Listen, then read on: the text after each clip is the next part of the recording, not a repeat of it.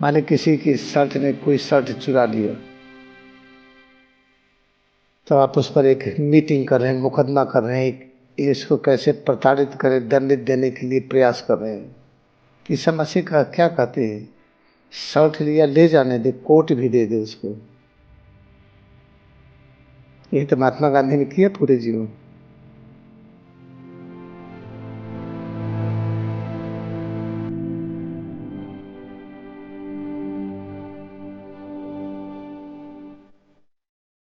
कृष्ण भगवान को ये कहा जाता है, जिसे प्रेम कहते, सर्वाधिक प्रेम का प्रदर्शन कृष्ण भगवान उनके शिष्यों के रूप में। कृष्ण भगवान के शिष्य को क्या कहते थे? उनका शिष्य वही है कि ध्यान की प्रविधि को पवित्र बनाए रखे। ध्यान की विधि को पवित्र कैसे बनाएंगे हम? उसका अभ्यास करके उसके प्रभाव को प्रकट करें। इसलिए उनके शिष्य को गोपी कहते थे। गोपी का अर्थ ये स्त्री पुल्लिंग से नहीं है। गोपी बना है गोप शब्द से। गोप, गोपन ये शब्द है किसी चीज को छिपा के रखना। क्यों छिपा के रखेंगे? कहीं निंदा न कर ले कोई, तो छिपा के कहाँ रखेंगे? सिर से पैर की उंगली तक। इसमें जो कृष्ण भगवान के बताए हुए मार्ग पर चलने पर जो ज्ञान प्रकट हुआ, उसको अनावश्यक हर चौराहे पर कहिए मत, उसके बारे में चर्चा न करिए। उस ज्ञान का उपयोग करके सेवा करिए। कहिए मत कि हमें ये ज्ञान प्रकट हो गया, हमें सिद्धि आ गई, हमें निर्विकल्प समाधि लग गई, समाधि लग गई, कुंडलनी जग गई। ये सब कहेंगे तो ज्ञान की पवित्रता खंडित हो जाएगी। क्योंकि अनेक लोग हैं जिसको सुन करके आपकी निंदा करेंगे, कहेंगे देखिए इनका ज्ञान जग गया है, अभी बेवकूफ़ी ही है ये, इनको किसी प्रकार का शऊर ही नहीं है। तो ज्ञान कैसे जग गया? इससे कृष्ण भगवान का नियम था, उनके सिद्धांत पर जो चले उससे जो ज्ञान प्रकट हो उससे सेवा कार्य करे। जैसे महात्मा गांधी ने किया। महात्मा गांधी कितने बड़े ज्ञानी थे पता है आपको? तो लहरी मास्टर शिक्षा देते थे शिष्यों को, स्वामी तीर्थगिरी शिक्षा देते थे शिष्यों को, तो वही चीज गांव गांव में बताते थे। हर प्रार्थना में, हर कदम में वही शिक्षा होती थी। लेकिन कभी अपने को प्रकट नहीं किए कि हम बहुत बड़े संत हैं या महात्मा हैं, और लोगों ने जबरदस्ती उनका नाम महात्मा रखा। चंपारण में जिस जगह पर कोई नहीं जाना चाहता था, चंपारण के लोग बड़े दुखित थे। उनके खेतों को सब अंग्रेजों ने फोर्सफुली कहा कि यहाँ पर नील उगाइए, क्योंकि उनके सुंदर कपड़ों की आवश्यकता थी। सफ़ेद कपड़ा में नील लगाई थोड़ा सा चमक आ जाती है। तो खेती बंद करके नील की खेती करो, तो खाना पीना ही नहीं था। उस समस्या को सुलझाने के लिए कौन सुलझाएगा? इसलिए वहाँ के लोग आकर के सबसे कहते रहे, नेहरू जी से कहा, पटेल से कहा, जिन्ना से कहा, सभी लोगों से कहा, जिसे लोकमान्य तिलक, बाल गंगाधर कहते, उनसे कहा, सबने मना कर दिया। तुम्हारा चंपारण लेके हम थोड़ी बैठे हैं, हम तो देश के लिए काम कर रहे, छोटे से चंपारण के लिए नहीं। महात्मा गांधी से कहा तो चल पड़े चंपारण। जो महात्मा गांधी की भाषा नहीं समझते थे, महात्मा गांधी उनकी भाषा नहीं समझते थे, तो ट्रांसलेटर ले गए थे।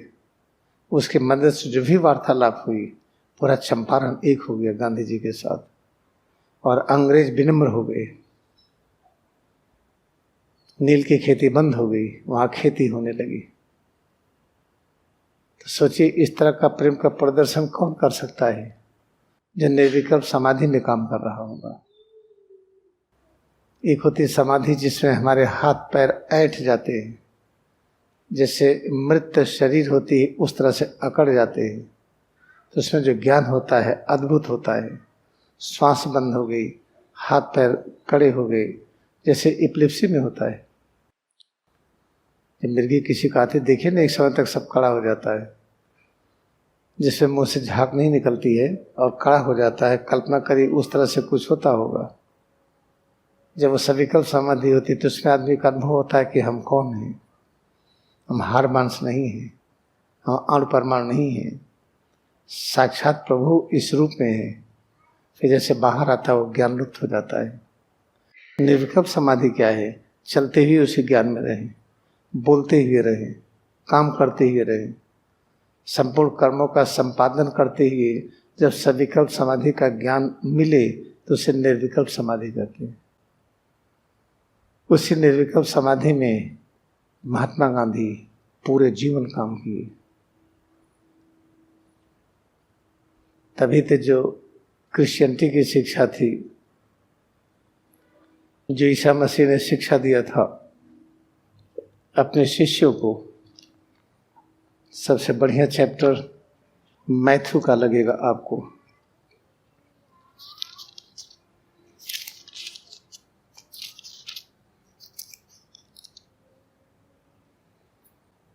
मैथ्यू 5 का 39 नंबर पॉइंट पढ़िएगा।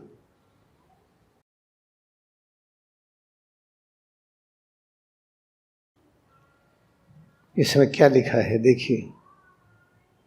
You know that you have been taught an eye for an eye and a tooth for tooth.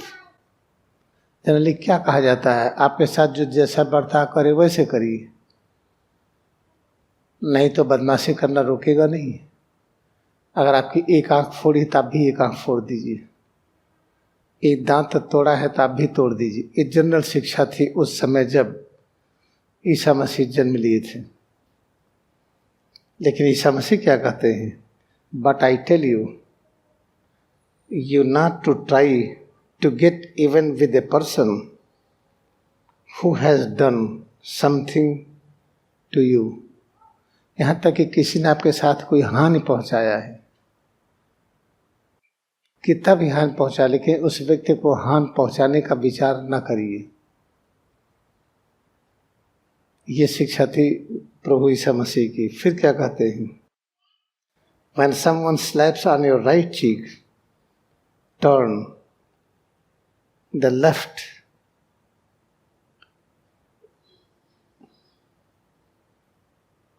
Turn and let that person slap your other cheek.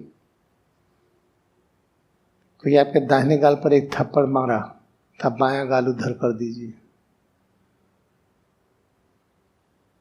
फिर याद रखिए, लगे रहो मुन्ना भाई, जब वो डिमॉन्स्ट्रेशन कर रहे थे, एक गाल पर थप्पड़ मारा तो दूसरा गाल कर दिए तो उस पर भी जड़ दिया। तो कहते हैं कि महात्मा गांधी आगे तो नहीं बोले क्या है, चलो इसी को मारो। तो इसको नहीं समझते हैं लोग। जब एक गाल पर थप्पड़ मारा दूसरा कर दीजिए तो बदल जाएगा। अगर नहीं बदलता है तो हमने मैकेनिकल काम किया, मेडिटेटिव नहीं किया है। जब आप क्रिया ध्यान में रहेंगे, ध्यान के मुद्रा में रहेंगे, कोई गाली दिया उसको प्रेम करिए तो फिर गाली नहीं देगा। कोई आपको इंजरी किया, आप खूब आराम से, उसके हाथ में चोट तो नहीं आई, आप दिल से सोचिए तो दोबारा इंजरी नहीं करेगा वो। दाएं गाल पर थप्पड़ मारा, आपने बायां कर दिया तो दोबारा नहीं मारेगा वो। अगर मारता है तो आप अनप्रिपेयर्ड है, आप तैयार नहीं हैं इस प्रयोग को करने के लिए। फिर क्या कहते हैं देखिए, if someone sues you for a shirt, give up your coat as well.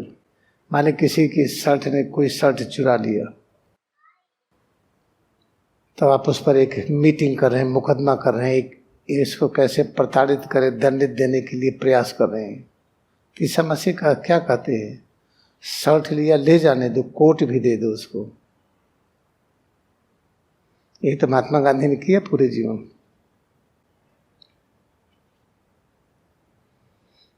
If a soldier forces you to carry his pack 1 kilometer, carry it 2 kilometers. अगर कोई सिपाही या कोई व्यक्ति है, अगर कोई सामान ले जाता, अगर कह दे कि इसको सिर पे रखो, 1 किलोमीटर तक ले चलो, तब पहले से तैयार रही कि हम 2 किलोमीटर तक ले चलेंगे। ये कौन करता है ऐसा? जिसको कड़ापन ढीलापन माया लगता है वही तो कर पाएगा। अब हमको आपने पैक रख दिया, हम चल ही नहीं पा रहे हैं, गर्दन टेढ़ा हो गया, अब गिर पड़े हैं, कैसे ले चल पाएंगे? जो आदमी कड़ापन ढीलापन को माया मानता है, सुख और दुख को माया कहता है, उसका अस्तित्व नहीं है। थकावट आराम दोनों माया है, जन्म और मृत्यु माया है, वही ये कर सकता है, बाकी नहीं कर पाएगा। इसका अर्थ ये है जीसस क्राइस्ट के टीचों को इतना करिए, आपका जीवन रूपांतरित हो जाए, आपको काम करने में जो थकावट आती है ज्ञान की अनुभूति करे वो। फिर देखिए आगे क्या कहते हैं। When people ask you for something, give it to them. When they want to borrow money, lend it to them. अगर आदमी कुछ मांगता है तो उसको दे दो। कौन दे देगा? जिसको ये पता है कि हमें फिर आ जाएगा, वो व्यक्ति नहीं दे सकता है। जिसको इतना आत्मबल नहीं है कि उसके पास चीजें अपने आप आएंगी। तो याद रखिए, इसलिए महात्मा गांधी अपनी पूरी संपत्ति को सबको दे दिया, क्योंकि पता था पूरी दुनिया ही उनकी है। यहाँ तक कि अपनी एकांतवास को भी दे दिया। जो ध्यान समाधि, निर्विकल्प समाधि का जो एक था कि हम आराम से परम आनंद में रमे रहें, वो भी दे दिया। वो भी दे दिया तो उनको मिला क्या जानते हैं? कौन व्यक्ति होगा जो बम पड़े और हिले ना? 20 जनवरी को जब उनको मारने के लिए बम पड़ा, दीवार उड़ गई, सब लोग तितर बितर हो गए। जब मनु उनकी नतनी वहाँ बैठी थी, उनके गोंद में दुपक गई, महात्मा गांधी हिले नहीं। कौन ऐसा कर सकता है? जिसको ये पता है आवाज धीमी या तेज हो दोनों माया है, गर्मी सर्दी दोनों माया है, कड़ापन ढीलापन ये भी माया है, वही ये कर सकता है। इसका मतलब कि महात्मा गांधी ध्यान की उस अवस्था तक पहुंच गए थे जो लहरी महर्षि जो कहते थे। फिर आगे देखिए क्या है। If they want you to borrow money, lend it to them. अगर कोई पैसा उधार मांगता तो उसको दे दीजिए। कौन देगा? पता चला कि आज हमारे पास केवल 100 रुपये ही है, अब कोई मांग लिया हम दे दिए। कौन देगा? जिसको पता है कि अगला 100 रुपये आवश्यकता पड़ने पर आ जाएगा। ये जो मैथ्यू की शिक्षा जो है, जो जीसस का ऐसी शिक्षा, इसका पालन किसने किया? सबने किया है। बुद्धा ने, ईसा मसीह स्वयं उसी का पालन किए हैं, मोजेस ने किया है, कबीर साहब, नानक देव जी और गौतम बुद्धा, ये सब लोगों ने किया है। और इस युग में ये सब किए हैं। तो क्रिश्चियनिटी कहाँ खराब है? तो स्वामी तीसरी कहते हैं कि सभी धर्मों में एक ही सच है। एक सच दिखा नहीं क्या? हम लोग जुड़े और पूरे राष्ट्र को बदले। कैसे बदलेगा मालूम है? बस आप जुड़ते जाइए। जो आपसे प्रेम करेंगे, आपका ज्ञान उनमें फैक्स होता जाएगा, कहने की जरूरत नहीं है।